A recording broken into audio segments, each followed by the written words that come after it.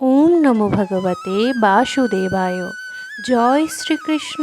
রাধে রাধে। আজ 26 নভেম্বর মঙ্গলবার। আজকের দিনে প্রতিটি হিন্দু বাড়িতে উৎপন্না একাদশী ব্রতটি পালন করা হচ্ছে।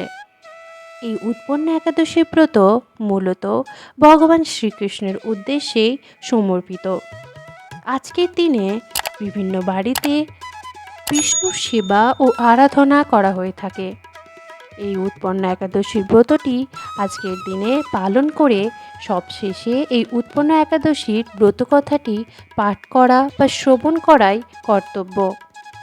তাই যদি কেউ কোনো কারণে এই উৎপন্না একাদশীর ব্রতটি পালন করতে নাও পারেন, তবে আজকের দিনে এই একাদশীর ব্রতকথাটি অবশ্যই শ্রবণ করুন। তাতেও এই একাদশীর খানিকটা ফল আপনি ভোগ করতে পারবেন। আশা করছি এই উৎপন্না একাদশীর ব্রতকথাটি শ্রবণ করে আপনারা উপকৃত হবেন। তাহলে চলুন এবার শুরু করি উৎপন্না একাদশীর ব্রতকথা। অর্জুন বললেন, হে দেব, অগ্রহায়ণের পুণ্যপ্রদায়ী কৃষ্ণপক্ষের একাদশীকে কেন উৎপন্না বলা হয় এবং কী জন্যই বা এই একাদশী পরম পবিত্র ও দেবতাদের প্রিয় তা জানতে ইচ্ছা করি। আপনি কৃপা করে আমাকে তা বলুন। শ্রী ভগবান বললেন, হে পৃথাপুত্র, পূর্বে সত্যযুগে মূর নামে এক দানব ছিল। অদ্ভুত আকৃতি বিশিষ্ট সেই দানবের স্বভাব ছিল অত্যন্ত গোপন। সে দেবতাদেরও ভীতিপ্রদ ছিল। যুদ্ধে দেবতাদের এমনকি স্বর্গরাজ ইন্দ্রকে পর্যন্ত পরাজিত করে স্বর্গ থেকে বিতাড়িত করেছিল। এইভাবে দেবতারা পৃথিবীতে বিচরণ করতে বাধ্য হয়েছিল। তখন দেবতারা মহাদেবের কাছে গিয়ে নিজেদের সমস্ত দুঃখ সবিস্তারে জানালেন। শুনে মহাদেব বললেন, হে দেবরাজ, যেখানে শরণাগত বৎসল জগন্নাথ গুরুধ্বজ বিরাজ করছেন, তোমরা সেখানে যাও। তিনি আশ্রিতদের পরিত্রাণকারী। তিনি নিশ্চয়ই তোমাদের মঙ্গল বিধান করবেন। দেবাদিদেবের কথা মতো দেবরাজ ইন্দ্র দেবতাদের নিয়ে ক্ষীর সমুদ্রের তীরে গমন করলেন। জলে শায়িত শ্রী বিষ্ণুকে দর্শন করে দেবতারা হাত জোড় করে তার স্তব করতে লাগলেন। শ্রুতির মাধ্যমে নিজ নিজ দৈন্য ও দুঃখের কথা তারা ভগবানকে জানালেন। ইন্দ্রের কথা শুনে ভগবান নারায়ণ বললেন, হে ইন্দ্র, সেই মূর দানব কীরকম, সে কেমন শক্তিশালী তা আমায় বলো। ইন্দ্র বললেন, হে ভগবান, প্রাচীনকালে ব্রহ্মবংশে তালজঙ্ঘা নামে এক অতি পরিক্রমী অসুর ছিল। তারই পুত্র সেই মূর অত্যন্ত বলশালী, ভীষণ উৎকট ও দেবতাদেরও ভয় উৎপাদনকারী। সে চন্দ্রাবতী নামে এক পুরীতে বাস করে। স্বর্গ থেকে আমাদের বিতাড়িত করে তার সাজাতি কাউকে রেজা, কাউকে অন্যান্য দিক পালরূপে প্রতিষ্ঠিত করে এখন সে দেবলোক সম্পন্ন অধিকার করেছে। তার প্রবল প্রতাপে আজ আমরা পৃথিবীতে বিচরণ করছি। ইন্দ্রের কথা শুনে ভগবান দেবদ্রোহীদের প্রতি অত্যন্ত ক্রোধান্বিত হলেন। তিনি দেবতাদের সঙ্গে চন্দ্রাবতী পুরীতে গেলেন।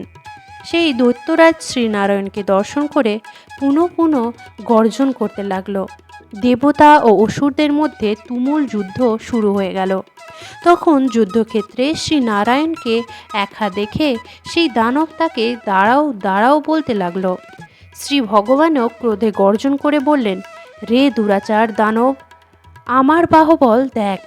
এই বলে অসুরপক্ষীয় সমস্ত যোদ্ধাদের দিব্যবাণের আঘাতে নিহত করতে লাগলেন। তখন তারা প্রাণ ভয়ে নানা দিকে পালাতে লাগল। সেই সময় নারায়ণ দত্ত সৈন্যদের মধ্যে সুদর্শন চক্র নিক্ষেপ করলেন। ফলে সমস্ত সৈন্য ধ্বংসপ্রাপ্ত হল। একমাত্র মূর অসুরই জীবিত ছিল। সে অস্ত্রযুদ্ধে নারায়ণকেও পরাজিত করল। তখন নারায়ণ দত্তের সাথে বাহুযুদ্ধে লিপ্ত হলেন। এইভাবে দেবতাদের হিসাবে 1000 বছর যুদ্ধ করেও ভগবান তাকে পরাজিত করতে পারলেন না। তখন শ্রীহরি বিশেষ চিন্তান্বিত হয়ে বদারিকা আশ্রমে গমন করলেন। সেখানে সিংহাবতী নামে এক গুহা আছে। এই গুহাটি ১ বিশিষ্ট এবং ১২ যোজন অর্থাৎ ৮৬ মাইল বিস্তৃত। ভগবান বিষ্ণু সেই গুহার মধ্যে শয়ন করলেন। সেই দৈত্য তার পিছন পিছন ধাবিত হয়ে গুহার ভিতরে প্রবেশ করল। সে বিষ্ণুকে নিদ্রিত বুঝতে পারল। অত্যন্ত আনন্দিত হয়ে ভাবতে লাগলো, আমার সাথে যুদ্ধে পরাজিত হয়ে বিষ্ণু এখানে গোপনে শুয়ে আছে। এখন আমি তাকে অবশ্যই বধ করব। দানবের এরকম চিন্তার সঙ্গে সঙ্গে শ্রী বিষ্ণুর শরীর থেকে একটি কন্যা উৎপন্ন হলো। এই কন্যাই উৎপন্না একাদশী। তিনি রূপবতী, সৌভাগ্যশালিনী, দিব্য অস্ত্র শস্ত্রধারিণী ও বিষ্ণু তেজ সম্ভ্রতা বলে মহাপরিক্রমশালী ছিলেন। দৈত্যরাজ সেই স্ত্রীরূপিণী দেবীর সাথে তুমুল যুদ্ধ শুরু করল।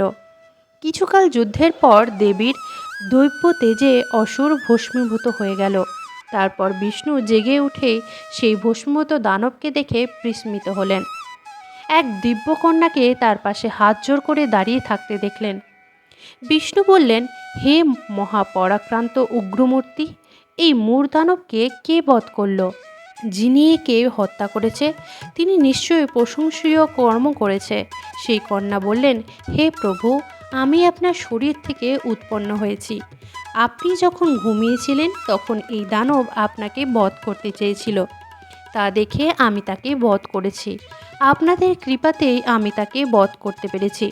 এ কথা শুনে ভগবান বললেন, আমার পরাশক্তি, তুমি একাদশীতে উৎপন্ন হয়েছ, তাই তোমার নাম হবে একাদশী। আমি এই ত্রিলোকে দেবতা ও ঋষিদের অনেক বর প্রদান করেছি। হে ভদ্রে, তুমিও তোমার মন মতো বর প্রার্থনা করো, আমি তোমাকে তা প্রদান করব। একাদশী বললেন, হে দেবেশ, ত্রিভুবনের সর্বত্র আপনার কৃপায় সর্ববিঘ্ন নাশিনী ও সর্বদায়িনী রূপে যেন পরম পূজ্য হতে পারি, এই বিধান করুন। আপনার প্রতি ভক্তিবশত যারা শ্রদ্ধা সহকারে আমার ব্রত উপবাস করবে তাদের সর্বসিদ্ধি লাভ হবে, এই বর প্রদান করুন।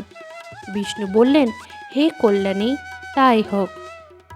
উৎপন্ন নামে প্রসিদ্ধ তোমার ব্রত পালনকারীর সমস্ত ইচ্ছা পূর্ণ হবে। তুমি তাদের সকল মনোবাসনা পূর্ণ করবে, এতে কোনো সন্দেহ নেই।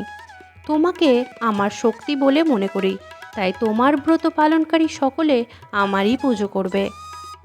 এর ফলে তারা মুক্তি লাভ করবে। তুমি হরিপ্রিয়া নামে জগতে বিখ্যাত হবে। তুমি ব্রত পালনকারীর শত্রু বিনাশ, পরম গতি দান এবং সর্বসিদ্ধি প্রদান করতে সমর্থ হবে। ভগবান বিষ্ণু এইভাবে উৎপন্না একাদশীকে বরদান করে অন্তর্হিত হলেন। সমস্ত ব্রতকারী দিবারাত্রি ভক্তিপরায়ণ হয়ে এই উৎপন্না একাদশীর উৎপত্তির কথা শ্রবণ কীর্তন করলে শ্রীহরির আশীর্বাদ লাভে ধন্য হবেন। তাহলে কেমন লাগলো আজকের এই ব্রত কথা আমায় তা কমেন্ট করে জানাবেন। সবাই ভালোবেসে আজকে কমেন্ট করুন, জয় শ্রীকৃষ্ণ, রাধে রাধে। আজকের মতো এখানেই বিদায় জানাচ্ছি। আবারও দেখা হবে নতুন কোনো ভিডিও নিয়ে। সবাই ভালো থাকুন, সুস্থ থাকুন, ঈশ্বর সবার মঙ্গল করুক। জয় শ্রীকৃষ্ণ, রাধে রাধে।